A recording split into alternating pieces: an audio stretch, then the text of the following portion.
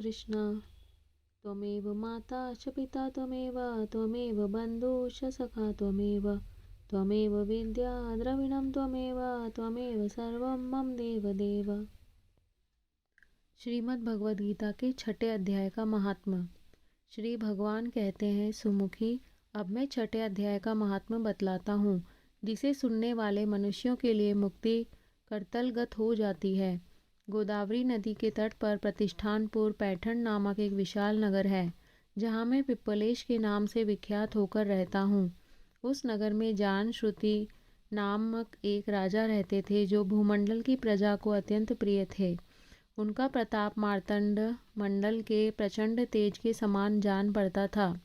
प्रतिदिन होने वाले उनके यज्ञ के धुएं से नंदनवन के कल्पवृक्ष इस प्रकार काले पड़ गए थे, मानो राजा की असाधारण दानशीलता देखकर वे लज्जित हो गए हों।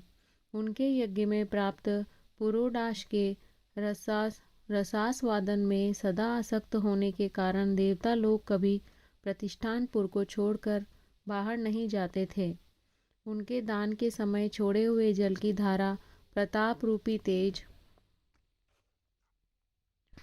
और यज्ञ के धूमों से पुष्ट होकर मेघ ठीक समय पर वर्षा करते थे।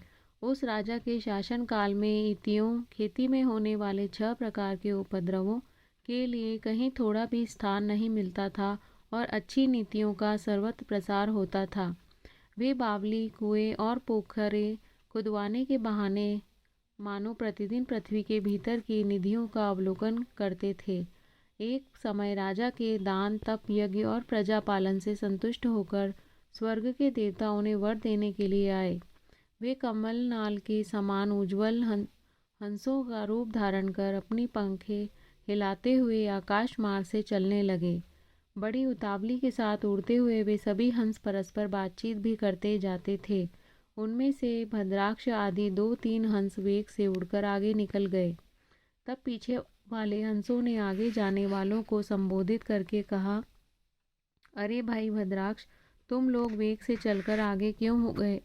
यह मार्ग बड़ा दुर्गम है, इसमें हम सबको साथ मिलकर चलना चाहिए।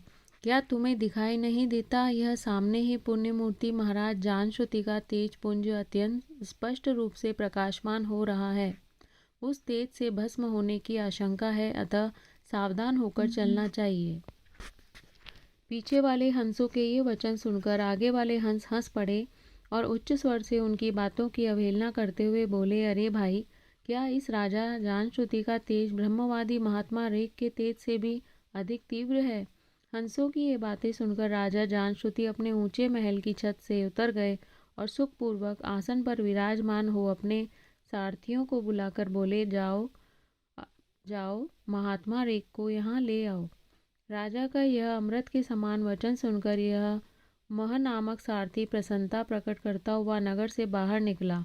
सबसे पहले उसने मुक्तिदायिनी काशीपुरी की यात्रा की, जहाँ जगत के स्वामी भगवान विश्वनाथ मनुष्यों को उपदेश दिया करते हैं। उसके बाद वह गया क्षेत्र में पहुंचा, जहाँ प्रफुल्ल नेत्रों वाले भगवान गदाधर संपूर्ण लोगों का उद्धार करने के लिए निवास करते हैं। तदंतर नाना तीर्थों में भ्रमण करता हुआ सारथी पापनाशिनी मथुरापुरी में गया। यह भगवान श्री कृष्ण का आदि स्थान है, जो परम महान एवं मोक्ष प्रदान करने वाला है। वेद और शास्त्रों में वह तीर्थ त्रिभुवनपति भगवान गोविंद के अवतार स्थान के नाम से प्रसिद्ध है। नाना देवता और ब्रह्मर्षि उसका सेवन करते हैं। मथुरा नगर कालिंदी यमुना के किनारे शोभा पाता है। उसकी आकृति अर्धचंद्र के समान प्रतीत होती है। वह सब तीर्थों के निवास से परिपूर्ण है, परम आनंद प्रदान करने के कारण सुंदर प्रतीत होता है। गोवर्धन पर्वत के होने से मथुरा मंडल की शोभा और भी बढ़ गई है। वह पवित्र वृक्षों और लताओं से आवृत है। उसमें 12 वन हैं। वह परम पुण्यमय तथा सबको विश्राम देने वाले श्रुतियों के सारभूत भगवान श्री कृष्ण की आधार भूमि है। तत्पश्चात मथुरा से पश्चिम और उत्तर दिशा की ओर बहुत दूर तक जाने पर सारथी को काश्मीर नामक नगर दिखाई दिया, जहाँ शंख के समान उज्ज्वल गगनचुंबी महलों की पंक्तियां भगवान शंकर के अट्टहास की भांति शोभा पाती हैं।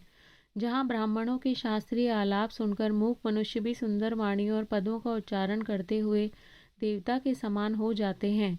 जहाँ निरंतर होने वाले यज्ञ धूम से व्याप्त होने के कारण आकाश मंडल मेघों से धुलते रहने पर भी अपनी कालिमा नहीं छोड़ता, जहाँ उपाध्याय के पास आकर छात्र जन्मकालीन अभ्यास से ही संपूर्ण कलाएं स्वतः पढ़ लेते हैं, तथा जहाँ मणिकेश्वर नाम से प्रसिद्ध भगवान चंद्रशेखर देहधारियों को वरदान देने के लिए नित्य निवास करते हैं। काश्मीर के राजा माणिक्येश ने दिग्विजय में समस्त राजाओं को जीतकर भगवान शिव का पूजन किया। दिग्विजय में समस्त राजाओं को जीतकर भगवान शिव का पूजन किया था, तभी से उनका नाम माणिकेश्वर हो गया था। उन्हीं के मंदिर के दरवाजे पर महात्मा रेख एक छोटी सी गाड़ी पर बैठे अपने अंगों को खुजलाते हुए वृक्ष की छाया का सेवन कर रहे थे। इसी अवस्था में सारथी ने उन्हें देखा। राजा के बताए हुए भिन्न भिन्न चिन्हों से उसने शीघ्र ही रेख को पहचान लिया और उनके चरणों में प्रणाम करके कहा, ब्राह्मण, आप किस स्थान पर रहते हैं? आपका पूरा नाम क्या है? आप तो सदा स्वच्छंद विचारों वाले हैं, फिर यहाँ किस लिए ठहरे हैं?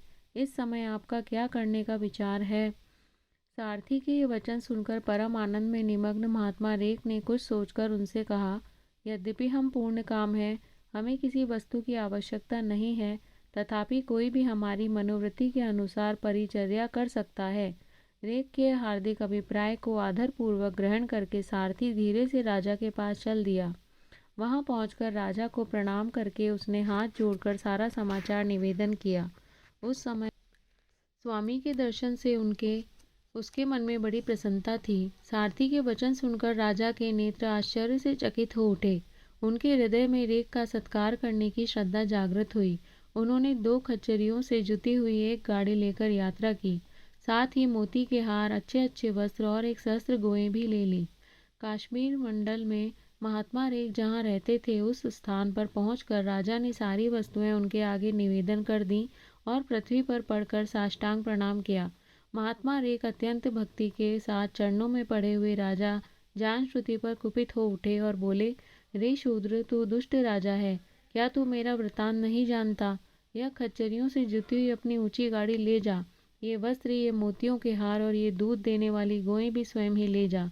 इस तरह आज्ञा देकर रेख ने राजा के मन में भय उत्पन्न कर दिया।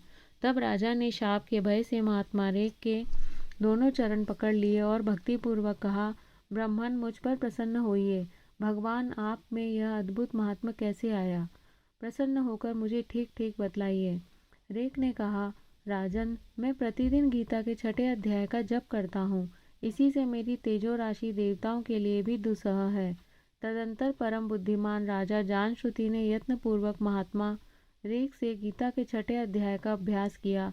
इससे उन्हें मोक्ष की प्राप्ति हुई। इधर रेख भी भगवान माणिकेश्वर के समीप मोक्षदायक गीता के 6ठे अध्याय का जप करते हुए सुख से रहने लगे। हंस का रूप धारण करके वरदान देने के लिए आए हुए देवता भी विस्मित होकर स्वेच्छानुसार चले गए। जो मनुष्य सदा इस एक ही अध्याय का जप करता है, वह भी भगवान विष्णु के ही स्वरूप को प्राप्त होता है। इसमें तनिक भी संदेह नहीं है। जय श्री कृष्ण।